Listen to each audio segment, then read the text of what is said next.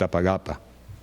La licenciatura la realizó en la misma UAM Iztapalapa entre los años de 1974 y 1978.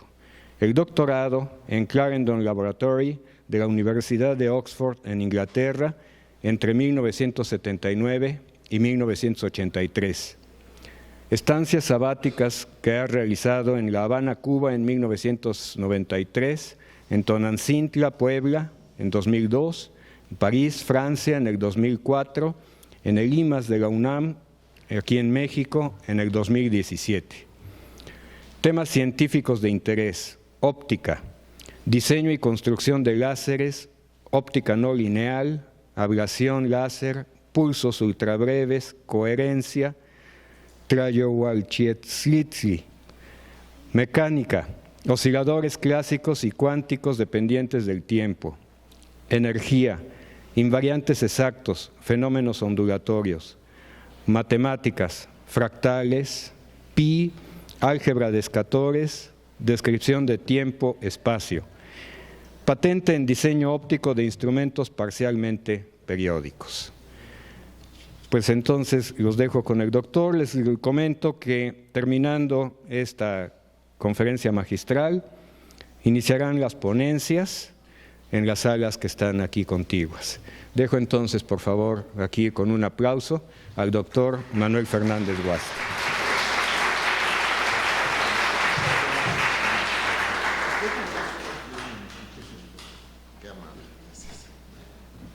Muchísimas gracias, gracias por la presentación, gracias por la invitación de estar aquí con ustedes.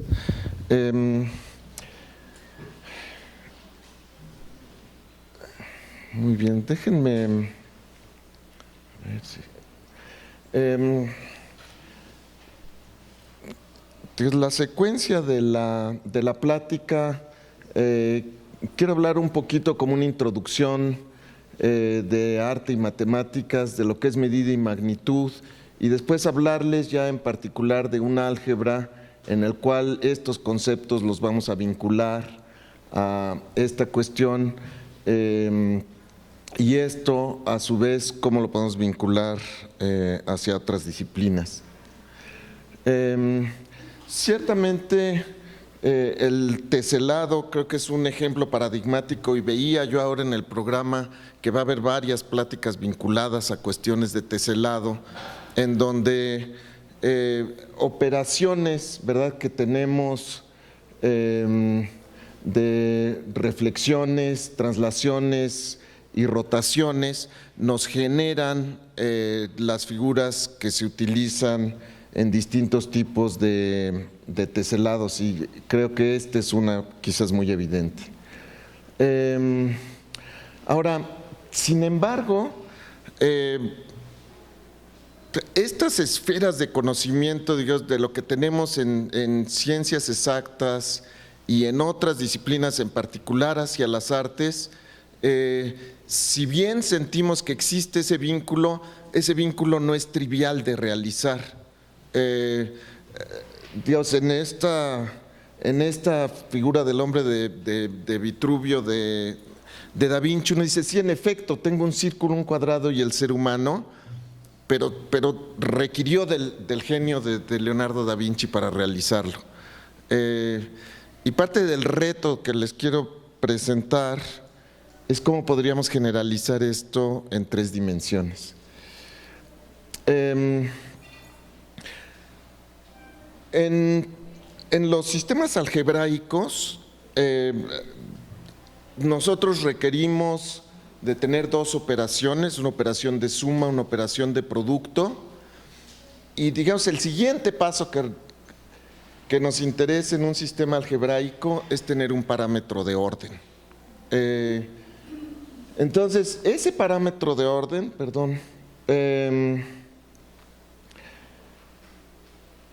es lo que nos permite establecer el concepto de distancia.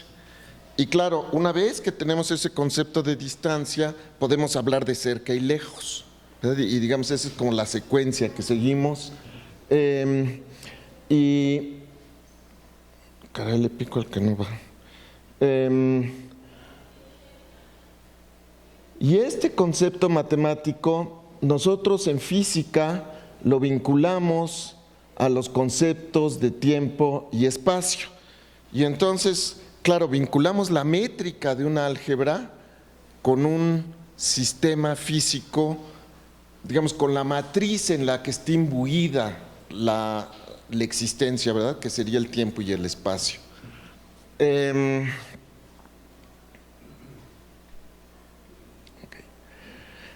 Métrica constante en el espacio euclidiano nos produce una esfera, ¿verdad? La distancia del centro a cualquier punto de este objeto es constante.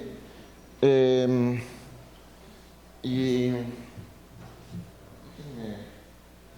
esta es mi bolsa de Pandora. Entonces esta es una de esas esferas. ¿Alguien sabe de qué es esta esfera? ¿Es de madera?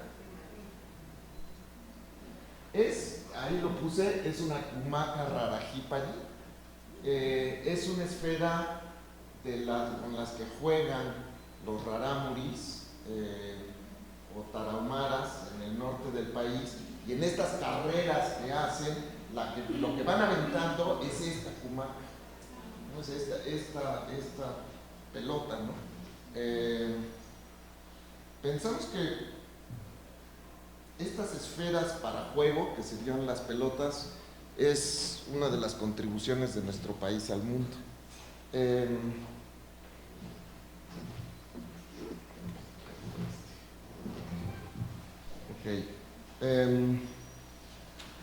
Ahora, si me voy a la métrica de la relatividad especial, entonces ahora tengo esta métrica o pseudométrica, ¿verdad? Porque no cumplo con todas las condiciones estrictamente de las condiciones que me pide la métrica, y las figuras que genero yo a raíz de pedir esta cantidad igual a constante son las cónicas, los conos de Minkowski, y como ustedes saben, sacar rebanadas de esos conos de Minkowski me dan las curvas cónicas. En particular, el cono de Minkowski lo dibujamos y lo truncamos aquí, pero en realidad es un cono que va hacia el infinito, a más infinito y hacia menos infinito. Y es peculiar de la métrica hiperbólica que la figura que produce no es una figura acotada, ¿verdad? Como la euclidiana, en donde sí tenía una esfera que está acotada en un volumen. Aquí no tengo un plano acotado. Entonces, sí, esta lámina estuve dudando mucho si realmente la debería yo poner o no. O sea, pensar que la recta y el círculo y la elipse son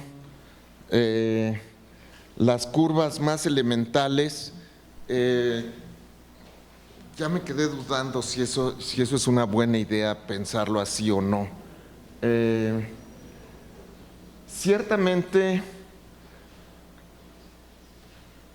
es como nos introducimos, ¿verdad?, a una serie de curvas, pero considerar que estas son las más elementales dependería un poco de la geometría. Entonces, sí, creo que no estoy muy seguro si eso es correcto, y me gustaría en algún momento escuchar su opinión.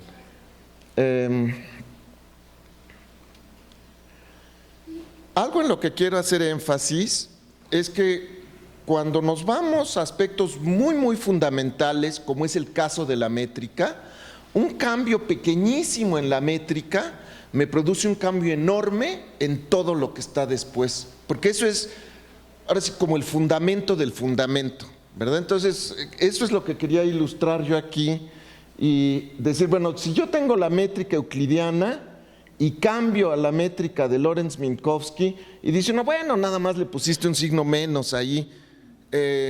Sí, ese signo menos nos pasa de la mecánica clásica a la relativista, nada más y nada menos, ¿no? Con todas esas consecuencias. Entonces, a este nivel tan fundamental, un cambio pequeñísimo va a tener consecuencias tremendas, ¿verdad?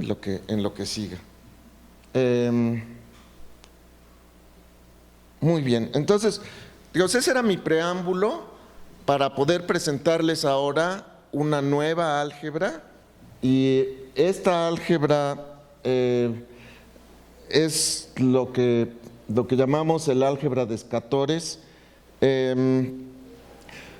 Es cercana a algunas otras álgebras, como las álgebras de Clifford o los cuaternios de Hamilton, y van en la tesitura de decir: yo tengo los números reales, paso a los números complejos que me llevarían a dimensión 2 en R2, y si yo quisiera seguirme moviendo en esa dirección, y es lo que denominamos números hipercomplejos, ¿a dónde voy, verdad? ¿A dónde puedo llegar? ¿Y qué propiedades le puedo dar yo a esa álgebra?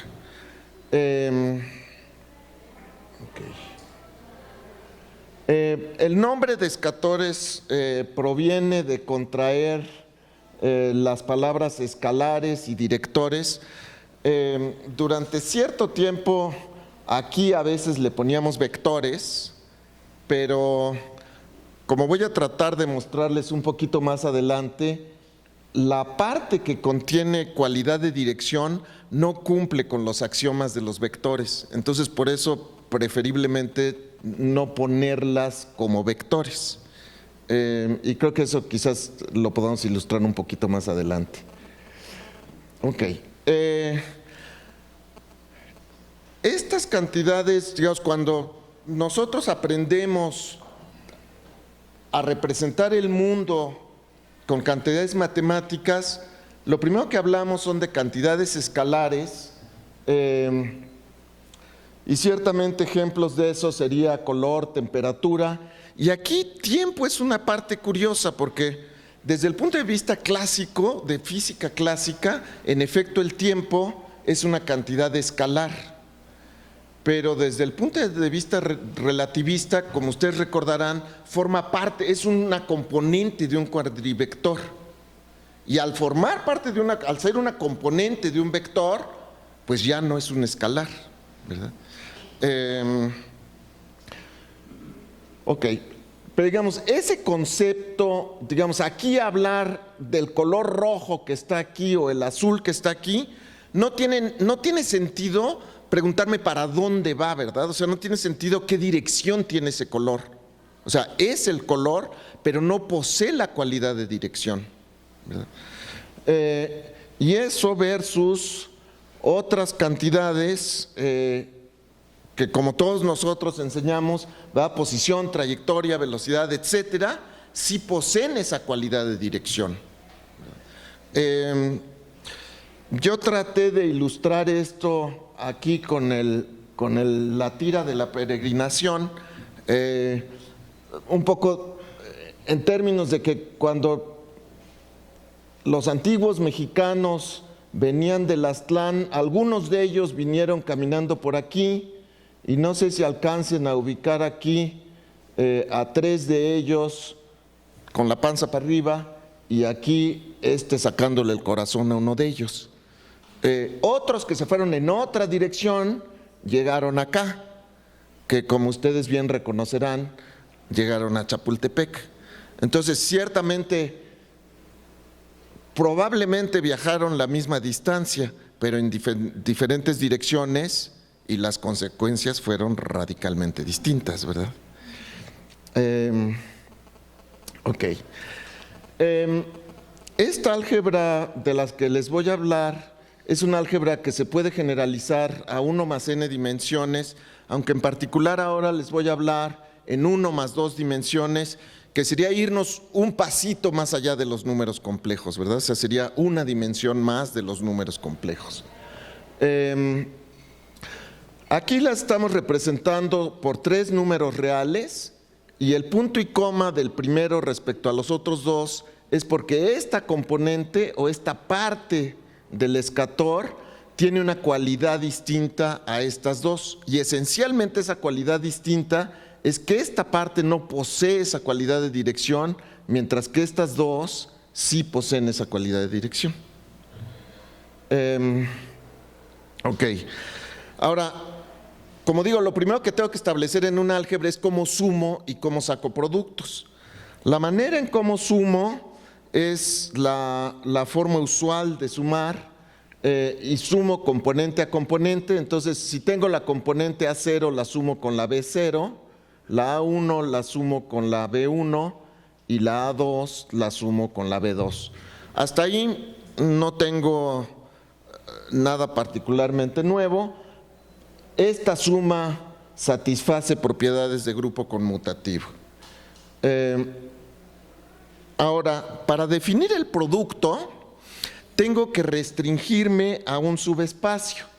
Y al subespacio que me restrinjo es este que está aquí puesto. Es decir, yo lo que pido es la parte escalar tiene que ser distinta de 0 si las dos componentes con dirección, las dos componentes directoras, son distintas de 0.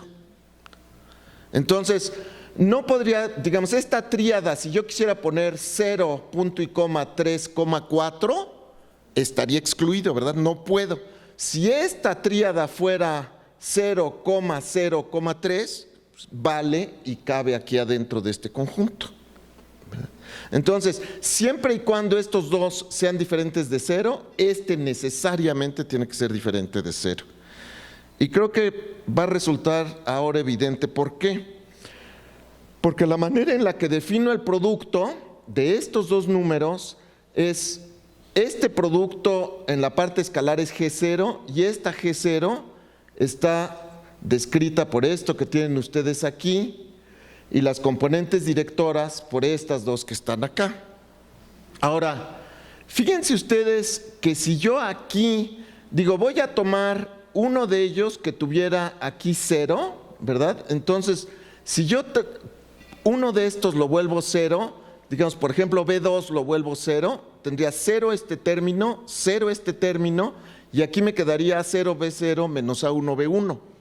Pero esta es la definición para la parte real de los números complejos. Entonces, dicho de otra manera, si yo pongo 0 cualquiera de las dos componentes directoras, yo obtengo un conjunto que es isomorfo a los números complejos. Entonces, en este conjunto en donde tuviera yo ya estos tres distintos de 0, tengo embebidos dos conjuntos de los complejos allá adentro. Ok, ahora, ciertamente lo que me interesa es saber qué propiedades satisfacen esta operación del producto. Y por la simetría que ven ustedes aquí, ese producto es conmutativo, es decir, yo puedo cambiar A por B, es lo mismo que B por A, pero no forma grupo, y en general no es asociativo a menos de que yo pida que que la componente escalar sea diferente de 0. Si esta componente escalar es diferente de 0, entonces sí es asociativo. Ahora, ¿qué es lo que es muy peculiar de esta álgebra y que es algo muy poco común? Es que el producto no distribuye sobre la suma. Como ustedes recordarán, si yo tengo, digamos, el producto de C que multiplica a A por B, distribuir quiere decir que yo puedo poner C por A más B por C. Que no distribuye es que no puedo hacer eso, y eso es lo que sucede en esta álgebra, no puedo distribuir. Hay una regla para distribuir, pero no es tal cual en donde yo pueda multiplicar las cosas así.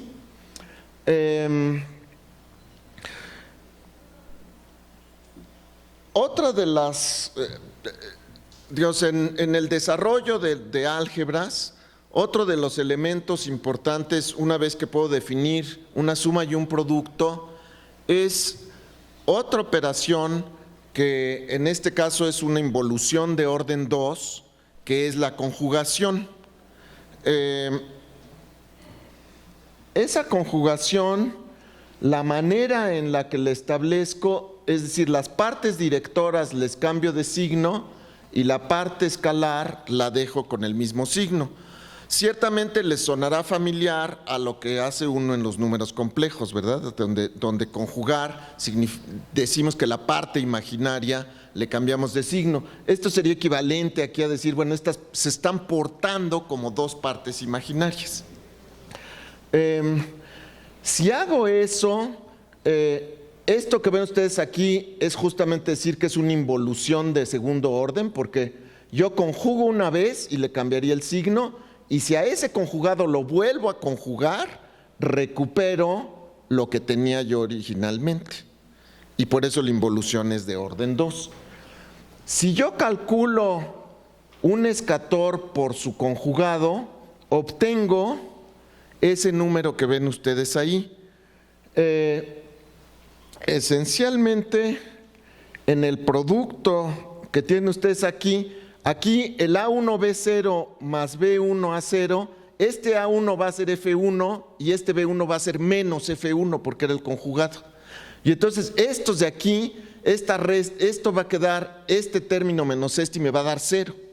Entonces las componentes directoras me van a dar 0 y solo sobrevive la componente escalar. Es decir, aquí tengo 0, 0 y solo sobrevive la componente escalar. Yo puedo mostrar que esta componente escalar es isomorfa a los reales, al álgebra de los reales. Entonces, en el fondo, yo aquí ya lo que tengo es un número real semipositivo definido. Ergo, tengo un parámetro de orden.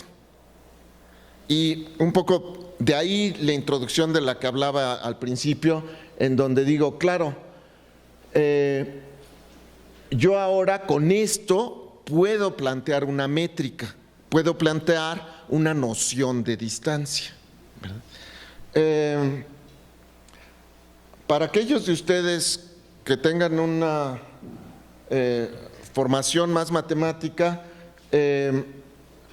hay teoremas importantes, en particular el teorema de Hurwitz, que me dice que no puedo tener yo álgebras normadas, sino en 1, 2, 4 y 8 dimensiones. Y ciertamente uno le preocuparía que aquí yo puedo tener un álgebra en 1 más n dimensiones, donde n es cualquier número entero. Ciertamente no contradice el teorema de Hurwitz, porque en particular esta condición de magnitud que ven ustedes aquí no cumple con la desigualdad del triángulo. Entonces no cumple condiciones de norma. Cumple las otras dos condiciones que pide la norma, sí, pero no la de desigualdad del triángulo. Ok, entonces establezco yo la métrica como la raíz cuadrada del número por su conjugado, y es esto que tienen ustedes aquí de la lámina anterior. Y ahora, y es otra vez, ¿verdad?, de estos puentes que empezamos a hacer entre las matemáticas y en este caso las ciencias hacia la física, es decir, voy a interpretar el escalar como el tiempo y las componentes directoras las voy a asociar con dos componentes del espacio. Entonces, comparen ustedes lo que sucede de la métrica euclidiana ahora yendo a la métrica de escatores. Si yo aquí me quito este término, yo tendría un t cuadrada más x cuadrada más y cuadrada, y esto hasta aquí todavía es una métrica de tipo euclidiano, ¿verdad? En 3 dimensiones, pero estoy sumando 3 cuadrados. Sin embargo, tengo ese término ahí, y este término es el que me está alterando la métrica. Y vuelvo un poco a la idea de cuando cambiábamos el signo menos a la métrica de Lorentz, ¿verdad? Que uno dice, bueno, se ve nimio, ¿verdad?, el término que le estoy agregando ahí, pero es en un nivel tan fundamental que va a tener enormes consecuencias hacia lo que siga.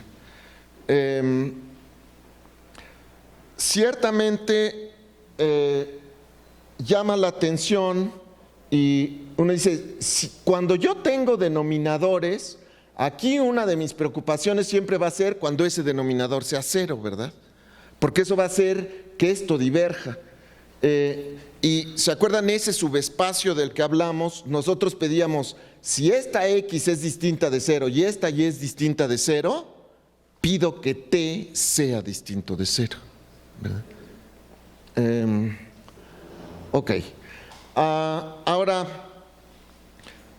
comentamos lo que era una esfera cuando tomábamos métrica constante en particular constante igual a 0 para encontrar la geodésica nula. En el caso de Minkowski son conos. Y ciertamente aquí nos preguntamos y decimos, bueno, ahora voy a métrica constante y quiero ver qué superficie es la que genero con métrica constante.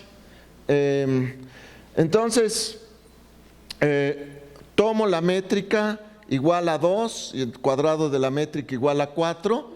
En este caso lo que tengo es una superficie que es bidimensional, inmersa en un espacio tridimensional. Y esto lo hemos tratado de graficar en distintos sistemas de visualización, y es una figura aquí con un poquito de transparencia que se ve más o menos como lo que tienen ustedes ahí. Y a esto es lo que denominamos la cusfera, y la denominamos cusfera porque una de las propiedades peculiares de esta figura es que dos de sus proyecciones son un círculo, mientras que en la tercera dirección es un cuadrado. Entonces, este dibujito está tratando de ilustrar esto, ¿verdad? O sea, digo, si yo iluminara por este lado, la sombra que me produce es un cuadrado, mientras que si ilumino en esta dirección o en esta dirección, la sombra que me produce es un círculo.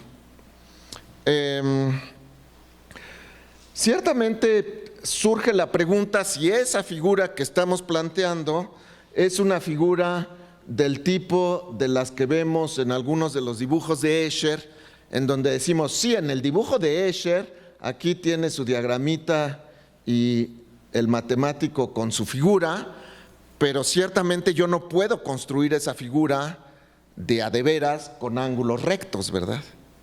Entonces, la pregunta es, ¿la cusfera sí la puedo construir o es un poco como esta, ¿no? O sea, ¿puedo construir un objeto cuya proyección en dos dimensiones sea un círculo y sin embargo en la tercera dimensión sea un cuadrado?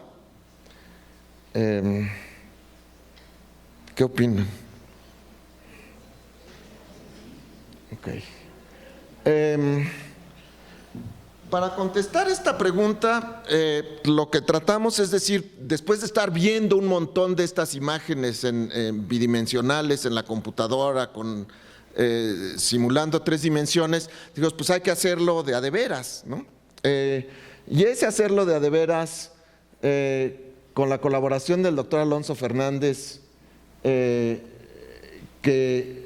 era un experto escultor, hicimos una pequeña escultura de esa figura en 3 dimensiones en barro, y la pusimos. Esta figurita de aquí es una figurita de Jaina que yo me siento esa figurita así como viendo, así diciendo, estoy sorprendido de qué es lo que es eso, ¿no? Después, a partir de la figurita de barro, hicimos una figura fundida en bronce. Bueno, hicimos, es mucha gente, ¿verdad? La hizo este fundidor en Cuautla. Y esta es la parte, creo yo, como muy romántica, ¿verdad? En donde uno con las manos va haciendo primero la figura en barro y después se funde. Y después llega la tecnología y entonces aparecen estas impresoras 3D. Ahí aprendí que la palabra primitiva quiere decir origen de algo. Entonces estas impresoras son primitivas, ¿no? Son muy primitivas porque son las primeras que hay de 3D, ¿no? Y entonces decías, bueno, pues si tenemos una ecuación, esa ecuación se la podemos alimentar a una computadora y que eso vaya y lo imprima. Ok. Entonces,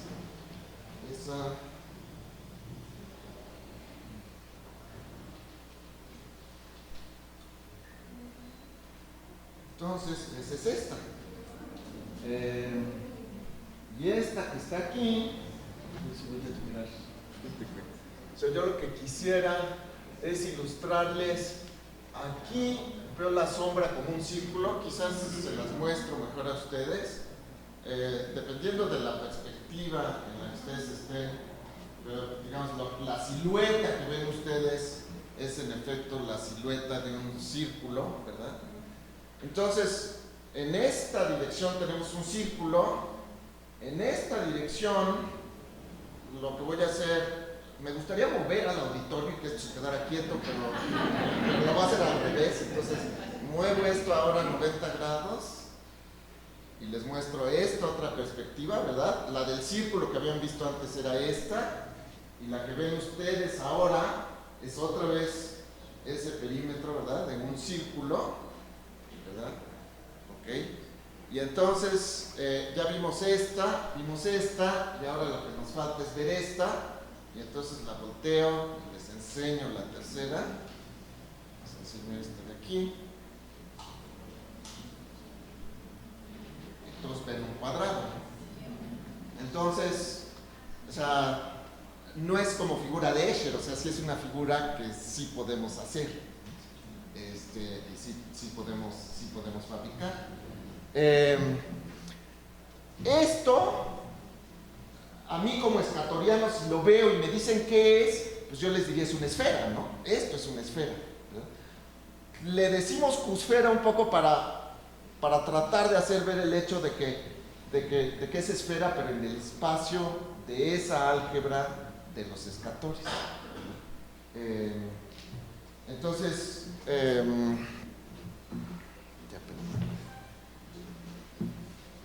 esa cusfera,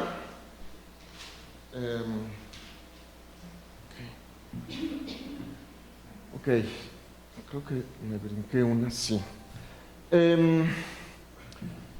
Aquí lo que estamos viendo son rebanadas de la cusfera, y hay varios aspectos importantes. Piensen ustedes, tengo en la primera de allá de la izquierda, tomé la cusfera así y empiezo a hacer rebanadas aquí. Las rebanadas, cuando me voy muy cerquita de esta orilla de aquí, me dan círculos, ¿no? Como ven ustedes acá arriba, ¿no? Me dan círculos. ¿Eso qué quiere decir?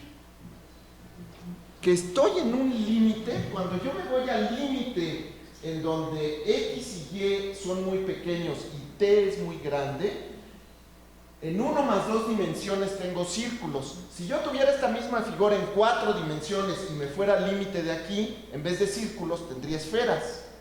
Ergo, es el límite euclidiano. Esta figura en un límite, en el límite de estas dos orillitas,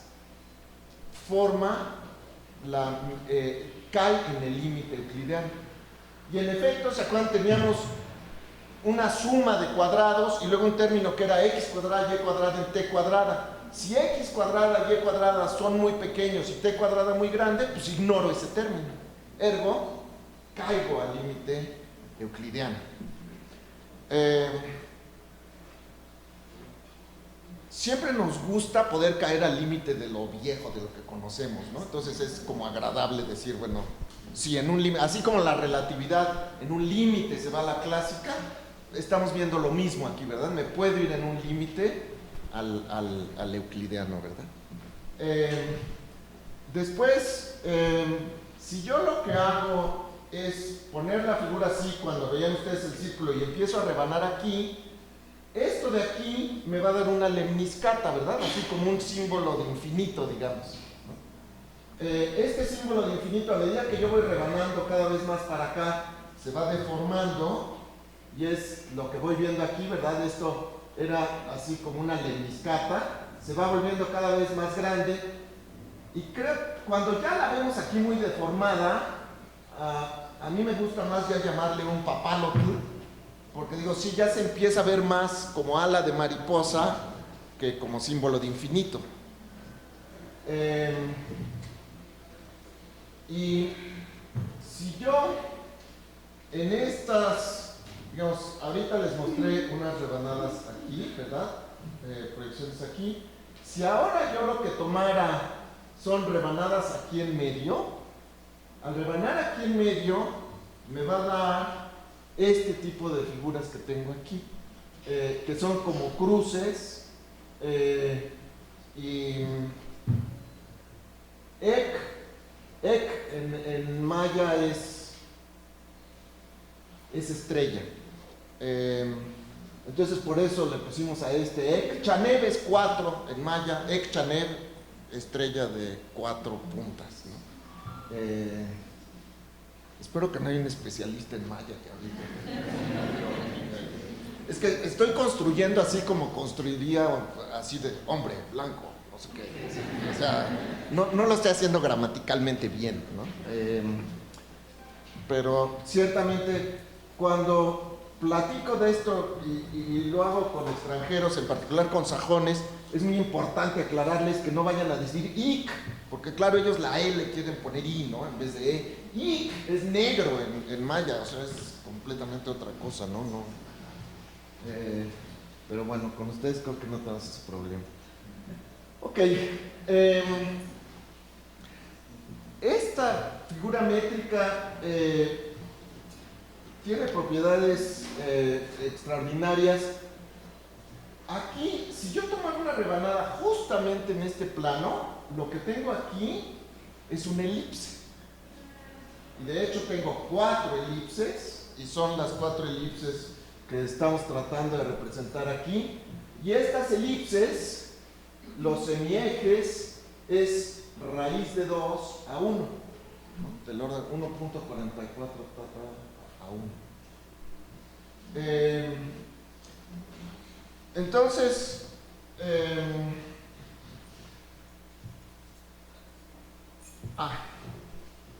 yo les planteaba este corte y aquí tengo esa elipse, ¿verdad? Con semiejes 1 raíz de 2.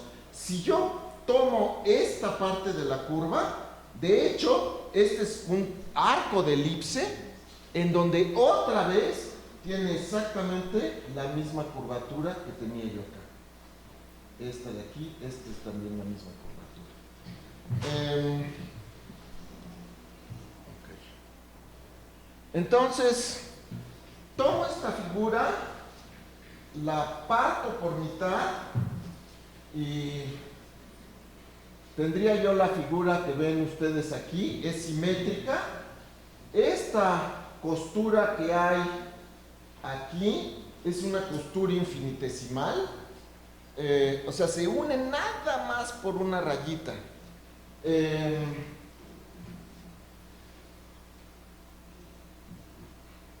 No sé si deba yo decir esto, pero déjenme decirlo y a lo mejor es demasiado aventurado.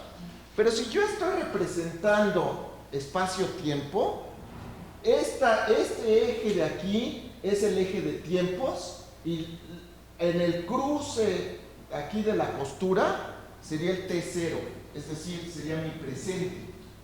Y un poco como lo está la cuestión pictórica que me está diciendo esto, el presente es infinitesimalmente delgado.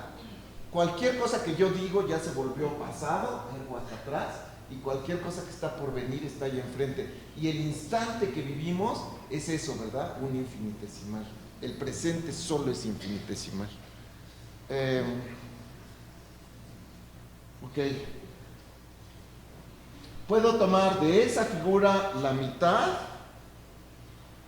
y de esa mitad, la mitad, y es esto que ven ustedes aquí, y aquí la pinté en un poquito más grande, y lo que quiero hacerles notar es que de la cruz que teníamos, esta es una recta, esta es una recta, este es un arco de círculo y este es un arco de círculo.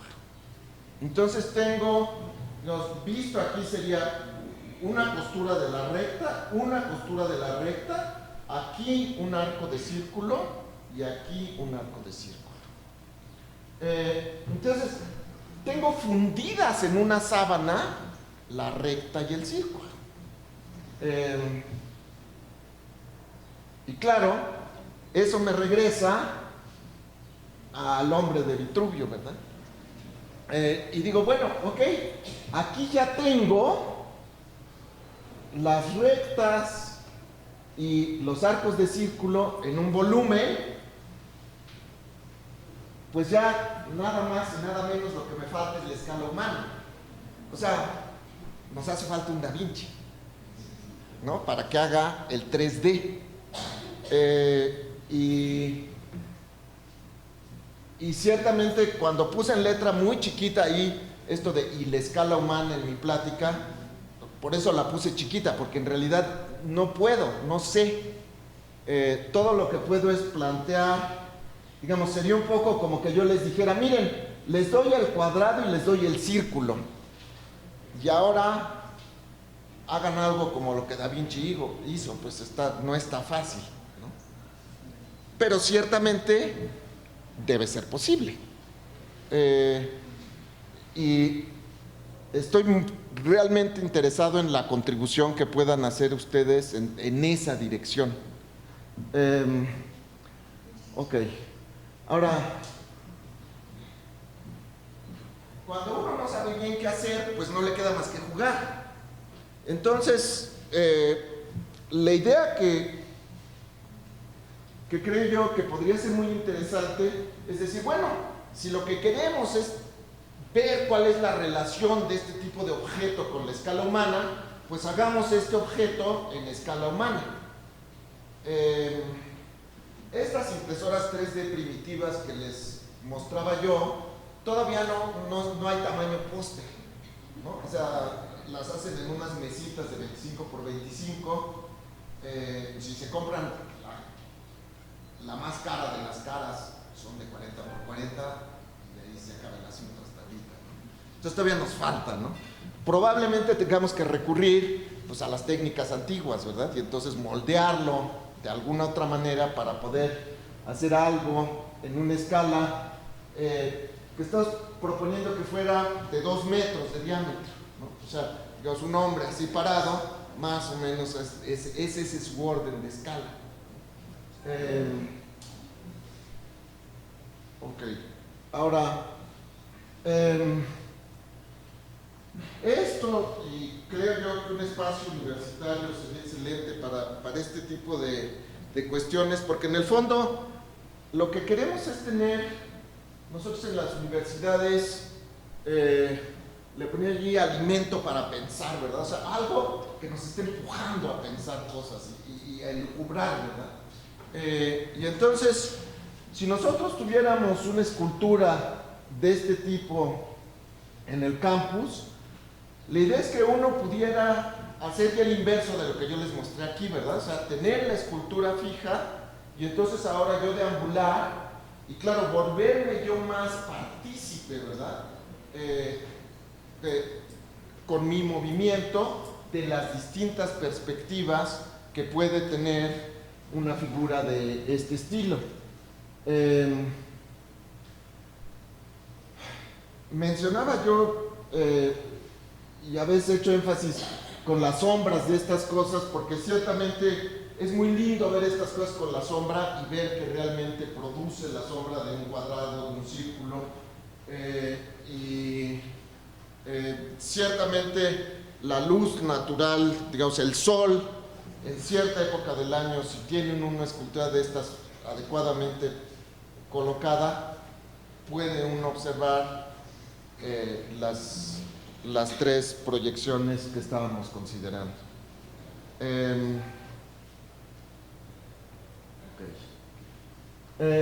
Ahora, la dimensión temporal, cuando nosotros tomamos este tipo de objetos, lo que hacemos es que estamos representando en el espacio lo que es el tiempo, ¿verdad? O sea, lo traducimos, ¿no? Decimos, tomes este eje como si esto fuera el tiempo. Pero este en realidad no es el tiempo, es uno de los ejes del espacio, ¿verdad? O sea, nos valimos de los 3 ejes que tiene el espacio, las 3 direcciones ortogonales, y por eso solo hice un dibujo bidimensional del espacio para usar el eje que me sobraba para el tiempo. Pero claro, podría yo decir cómo involucro al tiempo mismo Y creo yo que una idea interesante para involucrar al tiempo sería convertir esto en una cápsula de tiempo. Y si vaciamos este objeto en bronce, podemos proponerle a la comunidad que ponga mensajes, inquietudes de lo que estamos viviendo ahora, allá adentro. Eventualmente, después de cierto lapso, lo sellamos y dejamos instrucciones para que se abra en cierto tiempo. Yo sugería aquí el ciclo prehispánico y por eso los 52 años que estoy mencionando.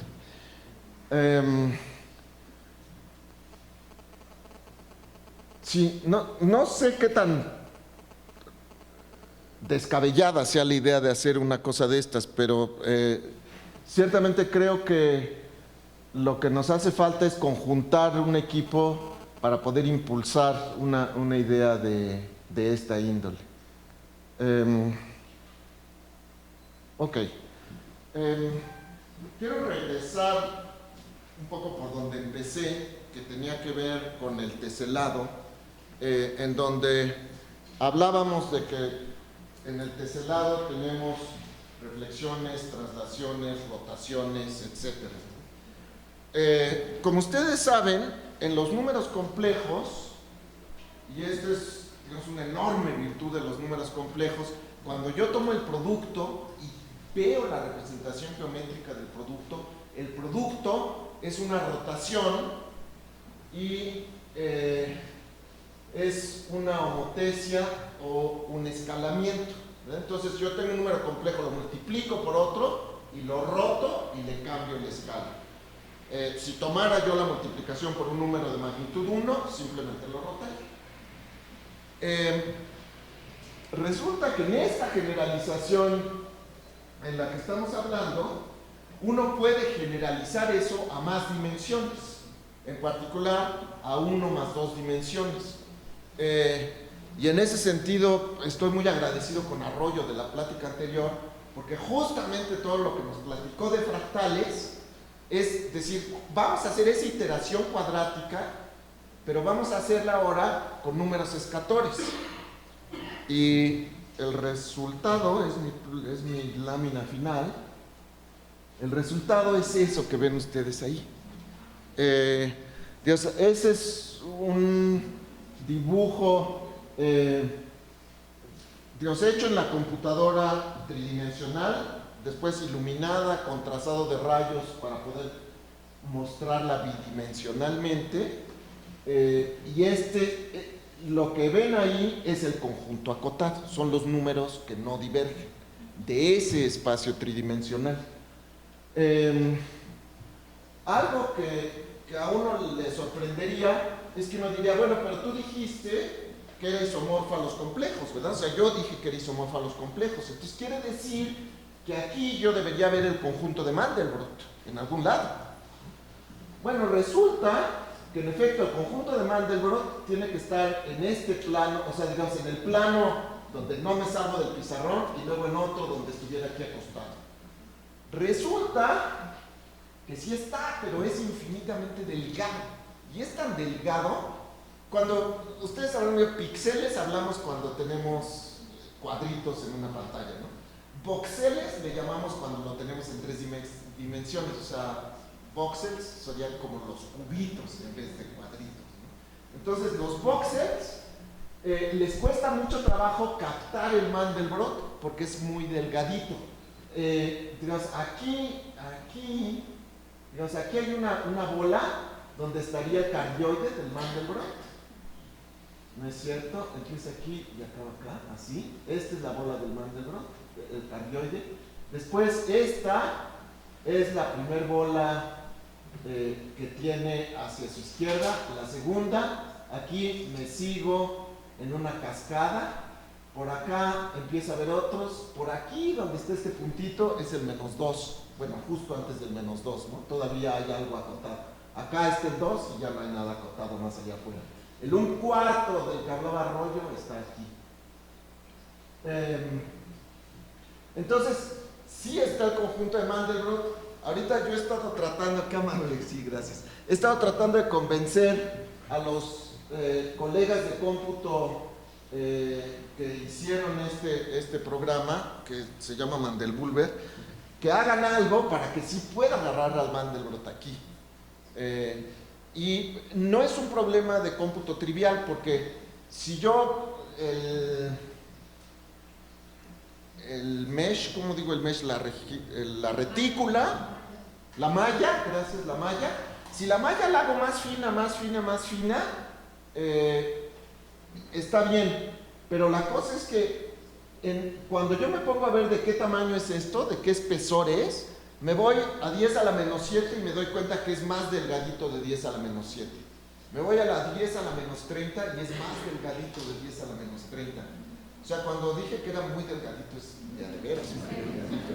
Entonces, va a haber que pensar en otro tipo de algoritmo que no sea ese de la malla, de alguna otra manera, para así poder agarrar esos puntos. No sé cómo, o sea, habrá que ver. Muy bien. Entonces, aquí en mi servidor hay otros dibujitos del Mandelbrot, algunas otras cosas, del álgebra de escatores, en fin, si ustedes tienen interés, ahí pueden verlo. Y creo que terminé antes.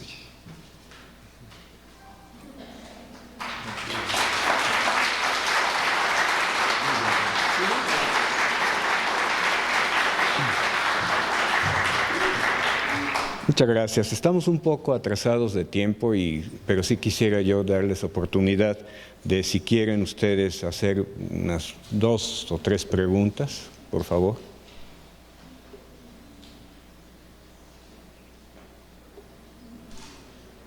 Bueno, si no es el caso, entonces, sí, adelante, por favor. Disculpe, comentaba que esa métrica no satisface la desigualdad del triángulo. Correcto. Pero sí satisface la generalizada, la ultramétrica. Si no es una métrica, pero sí puede ser una ultramétrica. Sí, sí, no, en efecto es una ultramétrica, sí. Sí, sí, creo que el problema crucial tiene que ver con desigualdad del triángulo, e inclusive en desigualdad del triángulo uno puede encontrar subconjuntos en donde sí la cumpla.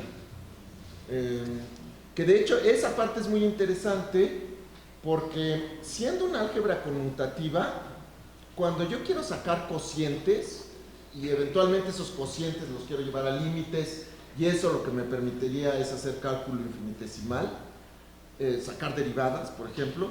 En las álgebras de Clifford, el problema que tengo es que sacar derivadas por la derecha o por la izquierda es diferente, y eso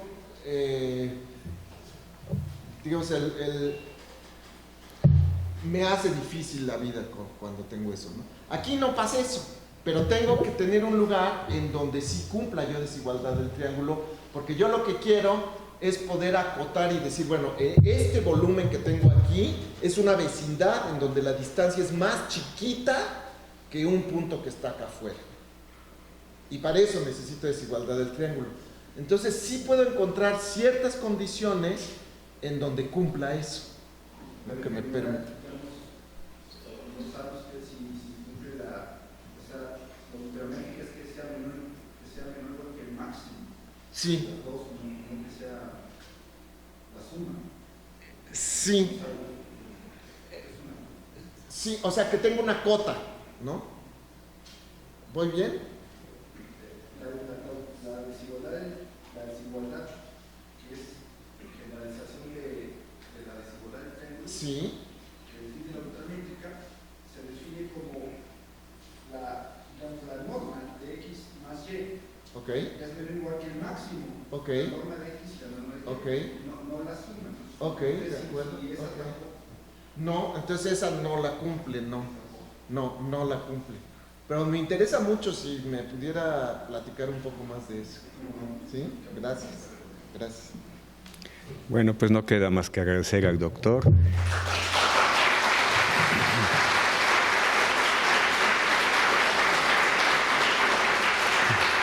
Y a nombre del SUMEM le voy a entregar la constancia y Muchas un pequeño gracias. obsequio. Qué amable, muchas gracias. Gracias. Despidamos al doctor. Por favor, continuamos con las ponencias.